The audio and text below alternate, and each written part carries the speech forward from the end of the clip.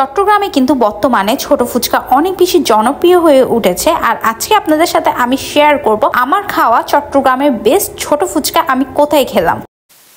আসসালামু আলাইকুম everyone, this is Marjana from Ibrahim Marjana. আজকে রেডি হয়ে চলে যাচ্ছি ছোট ফুচকা খেতে। অনেকদিন ধরে ছোট ফুচকা খাওয়ার ক্রেভিংস হচ্ছিল, যদিও এর আগেও আমি অনেকবার কিন্তু এই ভাইয়ার ফুচকার ভিডিও আপনাদের সাথে শেয়ার করেছি আর আপনারা অনেক বেশি পছন্দ করেছেন। বর্তমানে কিন্তু চট্টগ্রামে ছোট ফুচকা অনেক বেশি জনপ্রিয় হয়ে উঠেছে। আর এই ছোট ফুচকার স্টলগুলো কিন্তু এখন বিভিন্ন জায়গায় দেখা যায়। যেখানেই আমি ছোট ফুচকা দেখি ওইখানে কিন্তু আমি অবশ্যই খাই, ওইটা কিন্তু আমার মিস হয় না। যাই হোক, এখানে আসার পরে 2 প্লেট ছোট ফুচকা অর্ডার করে দিলাম। আর পার প্লেট ফুচকার প্রাইস ছিল 30 টাকা করে। অনেকগুলোই কিন্তু ছোট ফুচকা দিয়েছে। আর মামাকে আমি বলে দিয়েছিলাম যাতে মিষ্টি টকও পাতলা টকের সাথে অ্যাড করে দেয়। নর্মালি কিন্তু মামা শুধুমাত্র পাতলা টকটা দিয়ে এখানে ছোট ফুচকাটা সার্ভ করে। আপনারা যারা আমার মতো মিষ্টি টকটা পছন্দ করেন অবশ্যই কিন্তু মামাকে বলে দিবেন, তাহলে মামা কিন্তু দিয়ে দিবে। তো এখানে কিন্তু মিষ্টি টক আর পাতলা টক দুইটার কম্বিনেশন, কাঁচামরিচ ধনিয়া পাতা সবকিছু মিলিয়ে কিন্তু ফুচকাটা খেতে মারাত্মক লাগছিল। তো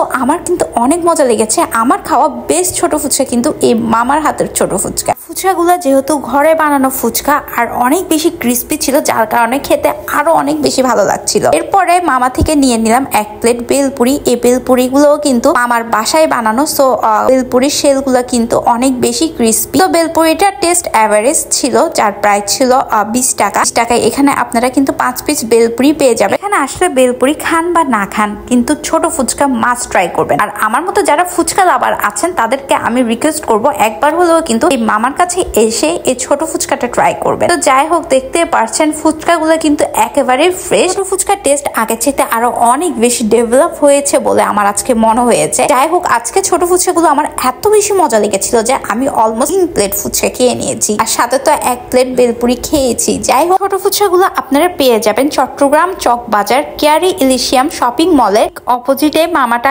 বসে। আর ওনার স্টলটার নাম হলো বেলপুরি হাইলে আয়ুন। আর এদিকে মামাটাকেও আমি দেখিয়ে দিলাম আপনাদের সুবিধার্থে, কেননা এখানে কিন্তু অনেক বেলপুরি ফুচকাওয়ালা মামা পেয়ে যাবেন, কিন্তু আপনারা এই মামাটার কাছে মাস্ট ট্রাই করবেন। যাই হোক, খেতে খেতে এদিকে ওয়াদি বেবি কোল উঠে গেল আর আমার জন্য আপনাদের ভাইয়া লাস্ট প্লেটটা নিয়ে আসলো। যতই খাচ্ছিলাম মনে হচ্ছিল যে না আরো খাই, মন ভরছে না। মন না ভরলেও কিন্তু পেট অলরেডি ওভারলোডেড হয়ে গিয়েছে। যাই হোক, দেখতে পাচ্ছেন আমি কতটা মজা করে খাচ্ছি। আমার মতো কে কে ছোট ফুচকা পছন্দ করেন অবশ্যই কিন্তু কমেন্ট সেকশনে কমেন্ট করে জানাবেন।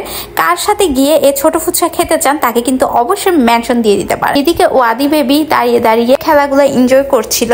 আমাদের ভিডিওগুলো আপনাদের কাছে কেমন লাগে বলুন তো। যদি ভালো লেগে থাকে অবশ্যই একটা থামস আপ দিবেন। যারা এখন ইব্রাহিম মার্জানাকে ফলো করেননি, ইব্রাহিম মার্জানাকে ফলো করে আমাদের সাথেই থাকবেন। আর আপনাদের যে কোনো ধরনের প্রমোটিং কাজের জন্য কিন্তু আমাদের সাথে ইনবক্সে যোগাযোগ করতে পারে। তো ঝাল ফুচকা খাওয়ার পরে আজকে কিন্তু স্ট্রবেরির এই আইসক্রিমটা পেয়ে গেলাম। এই আইসক্রিমটা আমার অনেক বেশি পছন্দ। স্ট্রবেরি যেহেতু আমার আর ওয়াদি বেবি দুজনেরই পছন্দ স্ট্রবেরি ফ্লেভার, তো আইসক্রিমটা দেখা মাত্র একটু শান্তি হলাম। আইসক্রিম গরম পেঁয়াজ ভাজা, তো এখান থেকে ছোট ছোট পেঁয়াজ গুলো নিয়ে নিলাম। এই গরম পিচ্ছি পেঁয়াজ গুলো খেতে কিন্তু অনেক বেশি ভালো লাগে। তো সবাই অনেক বেশি ভালো থাকবেন। That's it for today.